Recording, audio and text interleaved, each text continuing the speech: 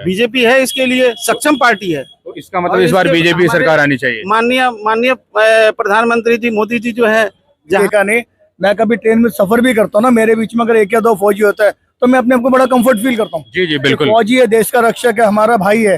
देखिए हमारी भारतीय। हेलो दोस्तों, आदाब, नमस्कार, सत श्री अकाल। आज एनआई के चुनावी चर्चा कार्यक्रम में हम आ पहुंचे हैं चांदनी चौक में। यहाँ पर बल्ली मरान, फतेहपुरी, नई सड़क और सदर बाजार, चावड़ी बाजार, यहाँ पे हम चलेंगे और लोगों से उनकी राय जानेंगे क्या है इस बार के उनके चुनावी मुद्दे। तो आइए चलते हैं और आपको मिलवाते हैं। हेलो सर, आपका नाम? मेरा नाम अभिषेक है जी। अभिषेक जी, एक्चुअल में अभी क्या है, जैसे दिल्ली में चुनाव आने वाला है और देख रहे हैं कि पिछले 2 बार से लगातार अरविंद केजरीवाल यानी आम आदमी पार्टी की सरकार सत्ता में, हालांकि अभी फिलहाल वो इस्तीफा देकर आतिशी जी मुख्यमंत्री बने हुए हैं। तो इस बार क्या है कि इस बार आपको हवा क्या लगती है, क्या लगता है कि इस बार कौन आना चाहिए? चेंज होना चाहिए। चेंज होना चाहिए। चेंज होना चाहिए। ऐसा क्यों लगता है कि क्यों चेंज होना चाहिए?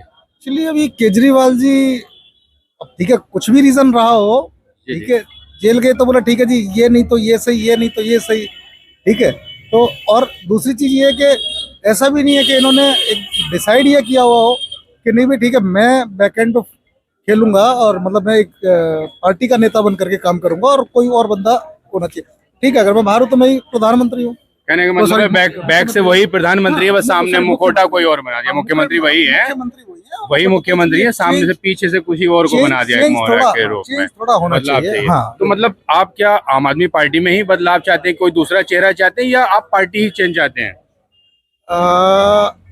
कुमार विश्वास जी, इनके पास अच्छा ऑप्शन है, बट वो तो जा चुके हैं अभी। जा चुके हैं, अब कुछ भी रीजन रहा है, चले गए वो पार्टी की अपनी बातें होती है, वो जा चुके हैं। चेंज तो थोड़ा सा होना चाहिए। मतलब आप चाहते हैं कि मुख्यमंत्री चेंज होना चाहिए? मुख्यमंत्री चेंज हो, इधर पार्टी चेंज हो, पर ठीक है, देखिए है क्या, जब तक चेंज होगा नहीं, परिवर्तन नहीं आएगा, तब तक लोगों को भी नहीं पता है कि भाई क्या है क्या नहीं है। परिवर्तन जरूरी है। जरूरी है वो। जैसे आप हिमाचल के अंदर देखेंगे, वहाँ का सीता फंडा है, 5 साल ये, 5 साल वो, 5 साल वो, तो वो चेंज करते रहते हैं। क्या लगता है कि जो चेंज होने के हैं, कुछ ऐसे बहुत सारे लोग उनकी योजनाओं से बहुत ज्यादा खुश हैं, बहुत योजनाएं उन्होंने बांटी हैं, कहें तो एक तरह से कहा जाता है थोक के भाव में योजनाएं बांटी हैं उन्होंने, फ्री वाली। इंडिया है, फ्री में तो अगर आप किसी को गाली देने के साथ साथ कुछ दोगे भी तो वो भी खुश होकर के लेके जाएगा। तो क्या लगता है कि इस बार बीजेपी का जादू चल पाएगा, क्योंकि अंतर बहुत बड़ा है सीटों का? चल भी सकता है, अब ये देखो, ये आपके और हमारे ऊपर डिपेंड है। जिस दिन हमारे दिमाग से फ्री वाली चीज निकल जाएगी, मतलब ठीक है, अगर मुझे कुछ भी मिल रहा है तो मुझे एटलीस्ट उसके लिए कुछ ना कुछ तो करना पड़ रहा है। घर बैठे अगर मुझे कुछ मिल रहा है तो वो अनलॉजिकल है। फिर तो सीधी बात है, काम करने की जरूरत किसको है? घर बैठो आराम से। हाँ, घर बैठे बैठे लेते रहो। मतलब फ्री की योजनाओं से आपको नहीं लगता कि फ्री की योजना ये होना चाहिए, इन चीजों पे काम हो रहा है? पार्टी चाहे कोई भी आए, कोई भी मुख्यमंत्री आए, फ्री की योजना ये खत्म हो जानी चाहिए एकदम। जी जी जी, धन्यवाद। मोहम्मद रियाज है जी, मैं यही चांदनी चौक में रहता हूँ। अच्छा, ये आप ही का काम है जो दुकान लगा रखे है? मैं ठिया लगा रखा है। ये मेरे बड़े भाई खड़े होते हैं, दिलशाद नाम है उनका, और एक मैं छोटा भाई हूँ उनका, रियाज नाम है मेरा। उनके साथ में खड़ा होता हूँ मैं। तो माल लगने नहीं दे रहा, इतना परेशान करते हैं, ठीक है नहीं, इसी डिप्रेशन के अंदर आके मैंने अपना। कौन नहीं लगने देता? ये पुलिस वाले और ये जो एमसीडी वाले जो होते हैं, ये परेशान करते हैं। पुलिस वाले तो नहीं करते इतना जितना एमसीडी वाले करते हैं। एमसीडी वाले करते हैं। तो आप मतलब क्या चाहते हैं सर?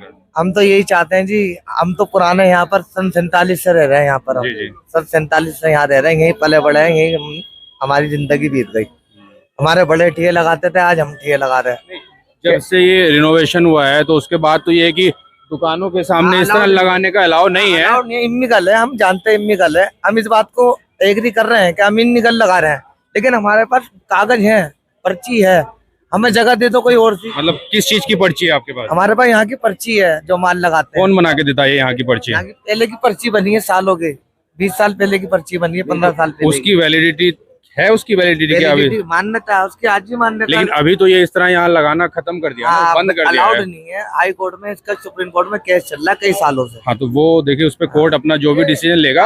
आप सरकार से अपनी मांग रख सकते हैं कि आपको कहीं और या दूसरी जगह ऐसे दुकान, मतलब जी जी, मेरी मांग ये है सरकार से, मैं जला हुआ हूँ। एंड ये आपका ये जला हुआ है? ये कब से हुआ है? ये अभी 2.5 साल 3 साल हो गए। कैसे हुआ था ये? जी मैंने डिप्रेशन में आके आग लगा ली थी अपने अंदर। मुझे कोई कमाई का जरिया नहीं मिल रहा था, काम का, बहुत परेशान हो गया था मैं। जी जी जी तो मैंने पेट्रोल डाल के आग लगा ली थी, तो मैं बच गया, ऊपर वाले ने मुझे बचा लिया और उसका शुक्र है मालिक का। मैं ये चाहता हूँ कि मैं जो है सर्जरी भी नहीं करा सकता, मेरी माँ भी काम जो है, मेरी माँ भी जॉब करती है, जी जी मेरी मम्मी भी जॉब करती है, खैर अब तो नहीं करती है, अब जो है थोड़ी बीमार रहती है वो। घर में सिर्फ कमाने वाले एक भाई है मेरे बड़े, दिलशाद भाई, वही देते हैं। एक बड़े भाई है सबसे, अकरम, उनकी शादी हो गई, वो अपना बीवी बच्चों के साथ रहते हैं। तो आपने अपने इसके लिए कहीं पे अप्लाई किया, कहीं जाके शिकायत की सरकार में?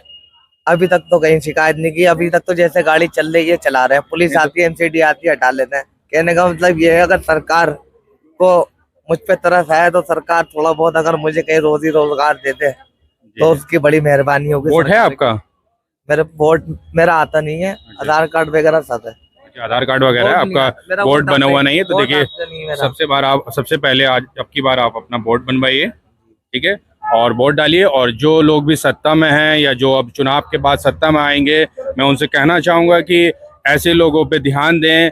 हम दुनिया भर की बड़ी बड़ी घोषणाएं करते हैं और इस तरह के लोगों पे हम कभी ध्यान नहीं देते हैं। उनको कोई स्थायी ठिया दिलवाया जाए या उनके रोजी रोटी का कोई जरिए का प्रबंध किया जाए, और मैं आशा करता हूँ कि आपका काम जरूर होगा, ठीक है। आप अपना कीजिए और सबसे पहले आप अपना वोट बनवाइए, ठीक है। आप वोट दिलवाइए। मैं तो वोट देने को तैयार हूँ, मेरा वोट पे पर्ची नहीं आती मेरी। इस बार आप जाइए, आपके जो भी अधिकारी हैं, जो भी यहाँ BLO वगैरह होंगे, वो आपका वोट बनवाएंगे, ठीक है। वोट करेक्शन के लिए भी कई बार आते हैं, तो आप अपना वोट बनवाइएगा, वोट डालिएगा। कोई भी कैंडिडेट आपसे वोट मांगने आएगा, उससे आप अपनी बात रखिएगा पूरी तरह से, ठीक है। उसके बाद आपका काम होगा। और मेरी गुजारिश यही है सरकार से, मैं हैंडीकैप भी, मेरा हाथ भी सीधा नहीं होता। अगर सरकार से कुछ कोई मेरी ऐसी जगह मिल जाए, सरकार कुछ ऐसे कुछ मेरा प्रबंध कर दे जो मुझे भागना उठना ना पड़े। हाँ, आपका मतलब है कि आपको कुछ भी ठिया मिल जाए। आपका कहने का मतलब नहीं कि यहाँ दे, देखिए यहाँ तो इलीगल है, मतलब ये इलीगल है। एक मिनट बात कहना चाहता हूँ, एक केजरीवाल जी ने जो दे रखा है पटरी पे, जो शटर वाली दुकान दे रखी है लोगों को, ऐसी कोई छोटी मोटी हमारे को भी देते तो उनकी बड़ी मेहरबानी। बिल्कुल ऐसी दुकान आपको मिलेगी, चाहे वो केजरीवाल आए या फिर कोई और सरकार में आए। जो भी सरकार में आएगा आपकी बात को सुनेगा और आपकी बात, हम भी आपकी बात को आगे तक पहुंचाएंगे। केजरीवाल की सरकार जो है 2 साल दो बार से लगातार 2 टर्म चली, 10 साल चलाया उन्होंने।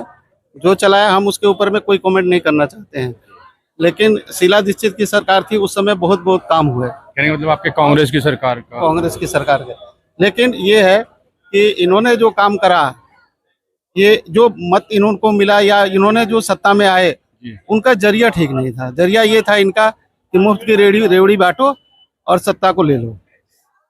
स्कीम्स के खिलाफ है आप? हाँ, उसके खिलाफ है। आखिर वो जो योजनाएं बना रहे हैं या जो योजनाएं दे रहे हैं, वो योजनाओं का पैसे का कहाँ से आ रहा है? अलग से पैसा तो आ नहीं रहा है। देखा जाता तो ये सिर्फ अरविंद केजरीवाल, ये पैसा जो भी आ रहा है वो टैक्स पेयर का पैसा, टैक्स पेयर का ही पैसा, आपका हमारा पैसा, आपका हमारा पैसा आप मुफ्त में लोगों को दे रहे हैं।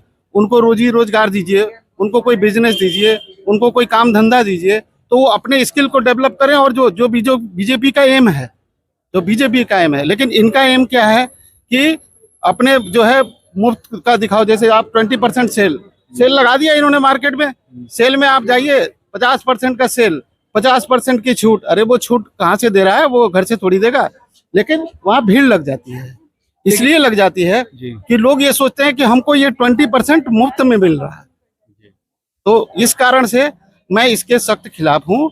और जो भी है, आखिर में ये हमारा पैसा हम और दूसरे लोगों को दे रहे हैं। हमारा पैसा हमारे डेवलपमेंट के लिए लगना चाहिए, हमारे देश के सबके डेवलपमेंट में आना चाहिए जी। तो आप जैसा हम देखते हैं ना, ये एक चलन सा शुरू हो गया। ये सिर्फ हम देखते हैं आम आदमी पार्टी में ही नहीं, बाकी सब पार्टियों में भी इस तरह की लोक लुभानी योजनाएं शुरू हो रही है। हालांकि कि कोई ज्यादा कर रहा है, कोई कम कर रहा है, लेकिन आपका ये कहना है कि इस तरह की योजनाएं नहीं होनी चाहिए। इस तरह के मतलब माध्यम से वोट को जीतना या सत्ता को हासिल करना, ये सही दिशा नहीं। वोट खरीदने जैसा है। हाँ, खरीदने जैसा है। कहीं ना कहीं वोट खरीदा जा रहा है। ये चाहे बीजेपी करे, चाहे ये आम आदमी पार्टी करे, या कोई भी पार्टी हो, या कांग्रेस करे। हम किसी पार्टी के तरफ से नहीं कर रहे हैं, लेकिन ये कोई भी करे, ये गलत माध्यम। इस तरह की योजना, इस तरह की योजना ये नहीं होनी चाहिए।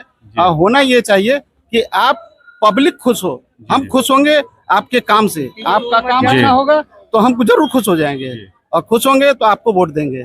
माध्यम ये होना चाहिए। जी, ये बड़ी आपकी बहुत अच्छी बात है, चाहे पार्टी कोई भी हो, आपने माध्यम ये होना चाहिए क्लियरली कि बताया कि इस तरह की योजनाएं नहीं होनी चाहिए। नहीं होनी चाहिए बांटने वाले की। भाई हम 200 रुपया दे रहे हैं, हम 2100 रुपया दे रहे हैं, बताइए। अभी मैं आ रहा था इधर से, मैं बरेली कराना भी दिल्ली से इधर से आ रहा था, तो देखा रास्ते में केजरीवाल जी का एक कैंप लगा हुआ है। जी। 2 वहाँ कर्मचारी बैठे हुए थे और वहाँ जो है बना रहे थे, वो कार्ड बना रहे थे, और वो 2100 रुपया जो है महीने में जब केजरीवाल जी जीतेंगे तो 2100 रुपया लागू करेंगे। क्या ये 2100 रुपया जीतेंगे तो लागू करेंगे? ये एडवांस में बुकिंग चल रही है। जैसे ये टिकट नहीं चलता है एडवांस में, सिनेमा हॉल में टिकट चलता है एडवांस बुकिंग, उस तरह से जैसे लोग हाँ, भगवान को भी लालच दे देते हैं कि अगर ये हो गया तो ये चढ़ाएंगे। हो गया तो वो चढ़ाएंगे, वैसा ही उन्होंने मार। अब उन्होंने ये देख लिया कि लोगों की भावनाएं ही यही है कि लोग मुफ्त का खाना चाहते हैं। मुफ्त का मिलेगा तो हम भी, हर आदमी अगर सेल लग जाए तो हम दौड़ जाते हैं। क्यों दौड़ जाते हैं? हमको मिलता है कि ये 20% की छूट, ये मुझे कहीं ना कहीं हमको फायदा दिला रही है।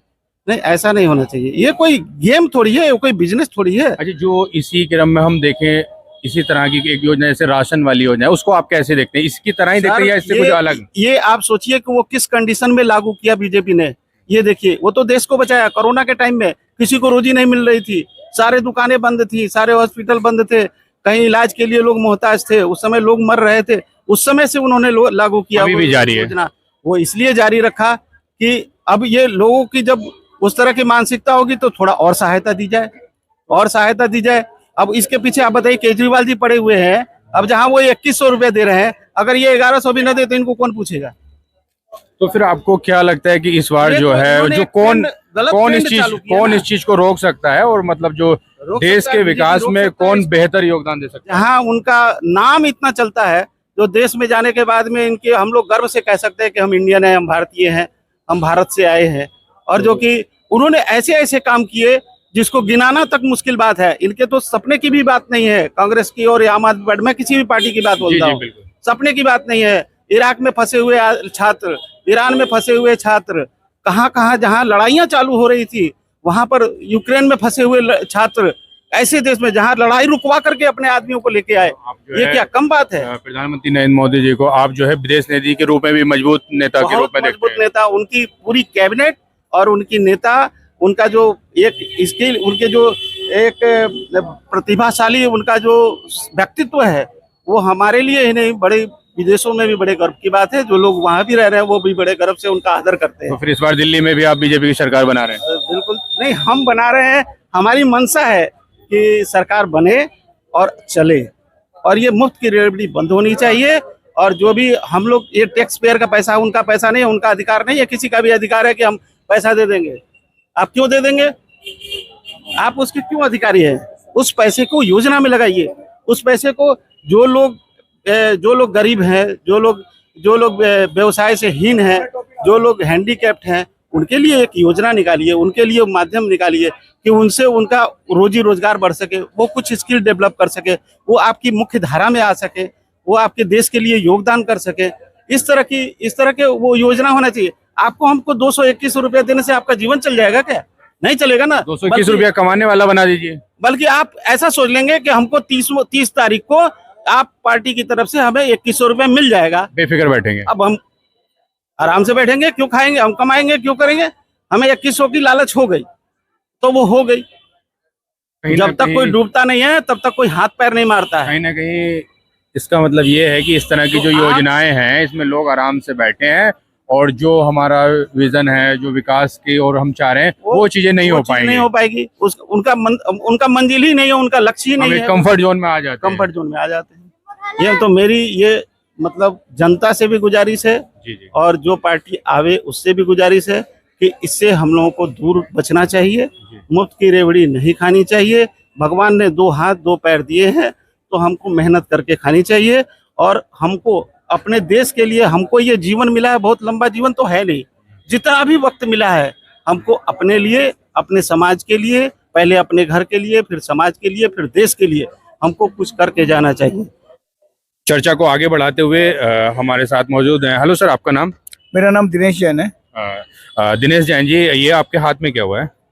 तो थोड़ा बस पार्टी के लिए गया था, आउटिंग के लिए, वहाँ पर थोड़ा सा एक्सीडेंट हो गया था, तो इसीलिए थोड़ा सा हादसा है। तो हम एक्चुअल में क्या है कि लोगों की चुनावी राय जान रहे थे। अभी चुनावी माहौल है, जिस तरह धीरे धीरे सर्दी बढ़ रही है आगे जनवरी दिसंबर से जनवरी तक, ठीक उसी तरह जैसे जैसे चुनाव की तारीख नजदीक आ रही है वैसे वैसे चुनावी माहौल भी गर्म हो रहा है और लगातार नेताओं का दौर भी शुरू हो गया। जो कई बार नेता 5 साल तक गायब रहते हैं वो भी आपके दरवाजे पे आने लगे होंगे। बिल्कुल बिल्कुल। तो इसी क्रम में मैं जानना चाहूंगा कि लगातार 2 बार से अरविंद केजरीवाल यानी आम आदमी पार्टी की सरकार है, तो अभी जो चुनाव आने वाला है इसमें जो क्या माहौल है इस बार देश का, क्या बदलाव की हवा है या फिर लोग वही अरविंद केजरीवाल के साथ रहना चाहते हैं? माहौल के लिए तो ये कह सकते हैं, अभी पीछे लोगों ने बहुत कुछ देखा, ठीक है ना। एक आम आदमी जो अपने आप को आम आदमी कहने के बावजूद उसके साथ इतने सारे रूमर्स है और उसके बावजूद बैक टू बैक क्लिपिंग थी उसकी कि उससे किस टाइम पर क्या बोला, फिर रिवर्स उसने क्या बोला, उसके बाद भी लोग श्रीलंका की तरीके से फ्री के चमान के पीछे पड़े। मेरा मानना यह है कि हमारे को एक एसेट्स देना चाहिए, हमारे को एक नॉलेज देना चाहिए जिससे हम अपने आप कमाकर खुद अपनी लाइफ को जिए। ये नहीं कि फ्री का सामान दे देकर हम बेकार को जवान जनरेशन को बिल्कुल बेकार कर दें।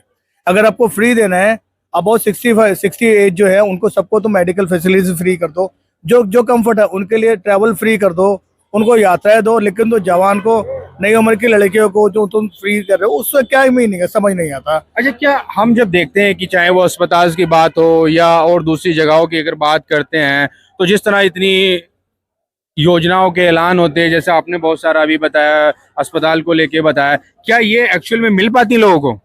नहीं, देखिए जो अभी देखिए, अगर मैं कम्पिटेटिव कहूँ कि बीजेपी सरकार है, उन्होंने जो किया कि रोड नेटवर्क आप कहीं पर भी जाकर के देख सकते हैं। मतलब मैं प्राउडली कह सकता हूँ किसी टाइम में मैं पिछले 28 साल से गंगोत्री गंगा जल से पैदल गंगा जल लेकर के आ रहा हूँ। मुझे पता है 8 से 9-10 साल पहले ये हाल था, जब त्रिवेणी घाट से ऊपर चढ़ते थे तो बस का सिर्फ सिंगल रूट ही मिलता। जब 2 बसें आती थी तो उसमें से एक बस को वापस आना पड़ता था। अभी माहौल ये है कि अगर आप ऋषिकेश से गंगोत्री केदारनाथ जाते हैं तो आपकी गाड़ी 6 घंटे से कम टाइम में केदारनाथ पहुंच जाती है। बावजूद इसके कि आप चाहें आप गाड़ी को जितना भगा लीजिए, वो नेटवर्क हो तो वो प्रोग्रेस हो, प्रोग्रेस यही नहीं होती कि किसी को बोलते आपको फ्री में मोबाइल दे रहे हैं, फ्री में दे रहे।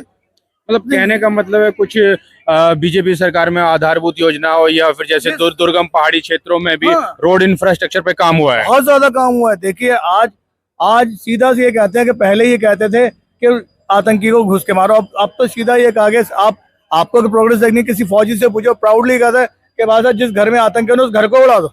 लेकिन कई बार तो देखा जाता है कि इधर लगातार यहाँ उसके बाद भी हमारी कई सारी ऐसी मुठभेड़ हुई है, कई सारे हमारे बहुत से फौजी शहीद हुए हैं। नहीं देखो, ये तो सब चीज चलती रहेगी। हमारे को क्या है कि मतलब बहुत सारी चीजें ऐसी है कि जैसे हमें फौजी का सम्मान करना चाहिए। पहली बार हमारे देश में किसी ने बोला कि हमें अपने फौजी का सम्मान करना, वो सब चीजें मेरे दिल में जुड़ी, मुझे अच्छा लगा। मैं भी कभी अपने एयरपोर्ट में अपने कार्गो की तरफ जाता हूँ, मुझे कोई फौजी मिलता है, मैं गाड़ी रुक करके उनको मान सम्मान से बैठाता हूँ, उनको सैल्यूट करता हूँ। ये चीजें हमारे को कभी किसी ने सिखाई नहीं थी। ये सब चीजें हैं, उनको भी प्राउडली फील होता है कि आज हमें दुश्मन से लड़ना। दुश्मन मतलब हमारे सामने क्या है, हमारे को पाकिस्तान के नाम से ऐसे डराया जाता था कि जैसे पाकिस्तानी पता नहीं क्या कि हमारे को अमेरिका से सामना हो रहा हो। तो वहीं विपक्षी पार्टियां और कुछ लोग तो आरोप लगाते हैं कि ये फौजियों का सम्मान नहीं है, इन्होंने एक अग्निवीर योजना 4 साल की योजना लाके युवाओं के साथ मजाक किया है। अब आपने बिल्कुल सही बात की। देखिए, अगर आज के टाइम में इजराइल अगर सबसे ऊपर है ना, उसके पीछे रीजन यही है, इजराइल में वहां पे जितने भी लोग हैं उनको जो है मतलब एसेंशियल है कि उनको फौज की ट्रेनिंग करनी है। अरे प्रॉब्लम क्या है कि अगर बच्चा अगर जवान होगा, जरूरत पड़ेगी तो हर कोई, मैं भी अपने देश के लिए काम आऊंगा। जब इजराइल का युद्ध हुआ, आप विश्वास करें 2.5 लाख से ज्यादा लोग जो कि इजराइल से बाहर थे, वो देश के लिए लड़ने के लिए, चाहे वो 80% थे, उनके अंदर जज्बा था ना लड़ने का। आज हम लड़ना भी चाहते तो हमें तो बंदूक चलानी नहीं आती। नहीं तो देखा जाता है इजराइल और भारत की परिस्थितियां अलग अलग हैं, वहाँ की जनसंख्या उतनी नहीं है। और अगर हम इस तरह की जैसे आप बात करें कि कुछ देशों में, जैसे आपने इजराइल की बात की कि वहाँ पे कुछ लोगों के लिए कुछ साल की फौज वगैरह में आपको सर्विस देना मतलब इस तरह का अनिवार्य होता है एक तरह से, ताकि आप इमरजेंसी सिचुएशन के लिए तैयार रहें। लेकिन हमारे देश में तो इससे भी बड़ा एक एनसीसी प्रोग्राम चलता है जिसके लिए हम लोग उसमें भर्ती करते हैं लोगों की और उस लोगों को ट्रेनिंग देते हैं। सर आप ये चीज देखिए, आपके बच्चे को 10th पास करने के बाद वो सरकार ले रही है, उसको BA पास का सर्टिफिकेट दे रही है, उसके बाद 3-4 लाख रुपए भी दे रहे हैं, उसको ट्रेनिंग भी कर रहे हैं। उसके बाद ऐसा नहीं है कि जो गवर्नमेंट ऑर्गेनाइजेशन, सेमी गवर्नमेंट, उन सब में उनको मिल रहा है, लेकिन फिर भी पता नहीं कुछ लोगों को प्रॉब्लम है। अरे कोई इंसान देश के लिए तैयार हो रहा है, अगर मैं फौज की ट्रेनिंग ले तो अच्छा है ना। मेरे बेस में अगर फौजी के तरीके से आएगा तो मैं पूरी लॉन्ग लाइफ अच्छा चलूँ, मेरी लाइफ में डिसिप्लिन आएगा। और डिसिप्लिन जो होता है, मैं डिसिप्लिन से ज्यादा बड़ी कोई चीज है ही नहीं।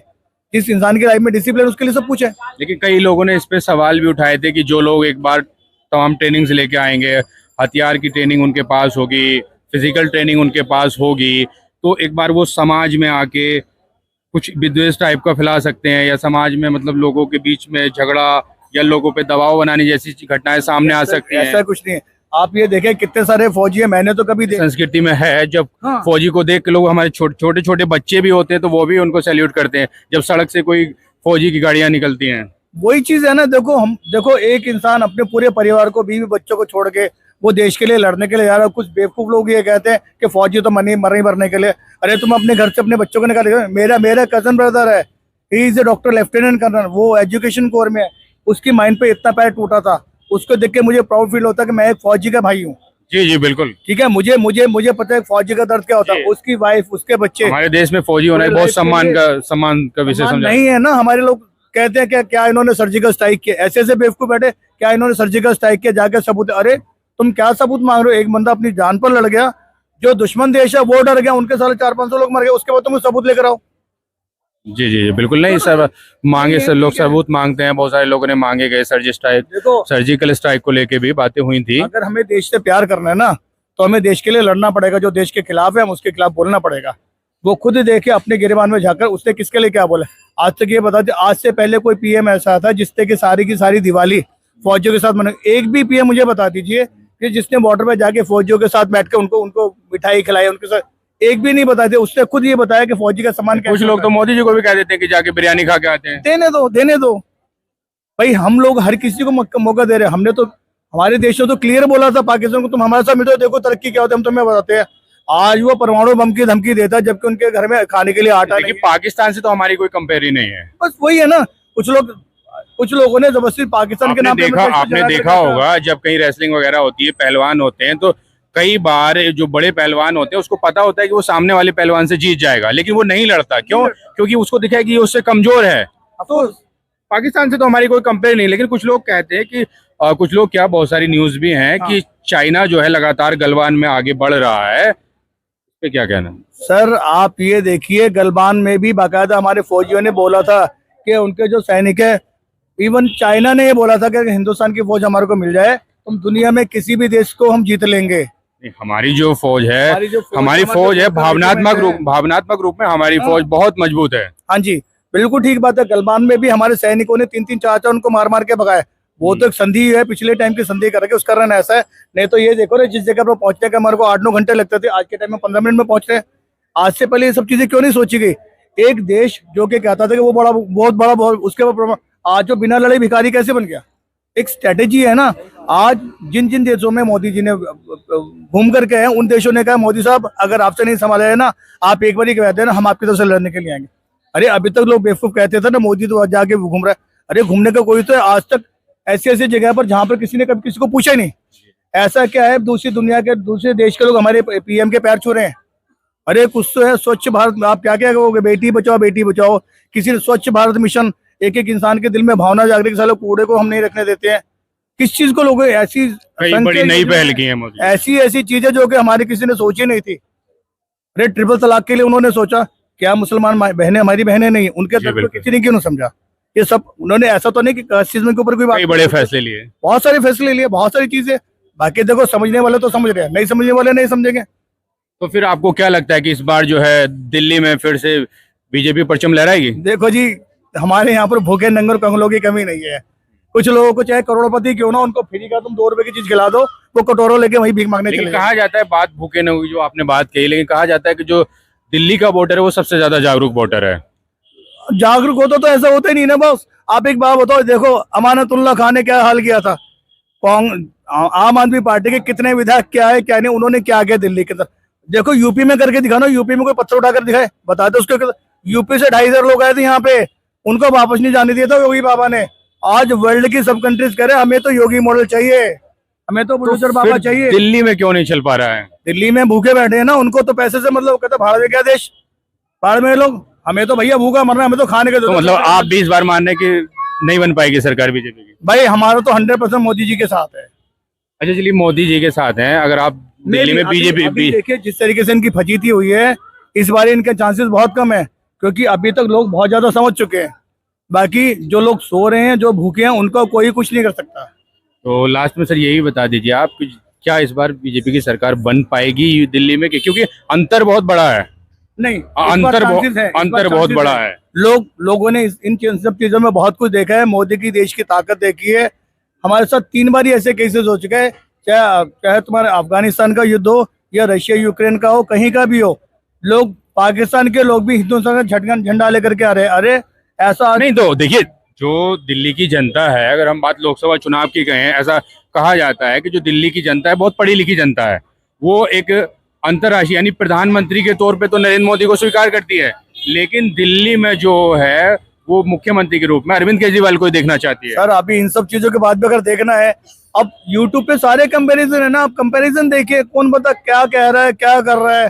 कहते मैं लाल बत्ती की गाड़ी नहीं रहूंगा, मैं आम आदमी बनूंगा, मैं ये करूंगा, और तो जिनके बल पर वो नाचे वो सब लोग उसको गाली दे रहे हैं। वो तो बहुत सारी परेशानी दिक्कतें भी आ जाती है ना, कोई भी अधिकारी यहाँ पे ऐसे नहीं घूम पाएगा। सर आप मोदी को ये बताओ, उससे ये बोला था ये नहीं है, वो नहीं हुआ, कुछ ना थोड़ा बहुत होता है, लेकिन 200% नहीं होता ना। कुछ लोग तो मोदी जी को भी जुमलाबाज बोलते हैं। बोलने तो क्या दिक्कत है, हमें दिख रहा है, हमें फर्क दिख रहा है। देखो अगर किसी को देश से प्यार रहे, उसको अभी भी लगता है कि देश हमारे पीछे, तो भैया उससे बड़ा अंधा कोई है ही नहीं। आप इंफ्रास्ट्रक्चर देखो, आप रोड नेटवर्क देखो, कहाँ की बात कहाँ है, कहाँ पर क्या हो गया। किसी ने सोचा था कि कटरा तक ट्रेन चली जाएगी, अभी कटरा से अमरनाथ तक के लिए ट्रेन जा रही है। जी बिल्कुल। और मैं ऐसा बंदा हूं, मैं 700 किलोमीटर पैदल चल गया था गंगोत्री से दिल्ली तक 14 दिन में। मुझसे ज्यादा देश के इंफ्रास्ट्रक्चर के बारे में कौन जानेगा, उत्तराखंड जो पहाड़ी नहीं जानता उससे ज्यादा तो मैं जानता हूँ।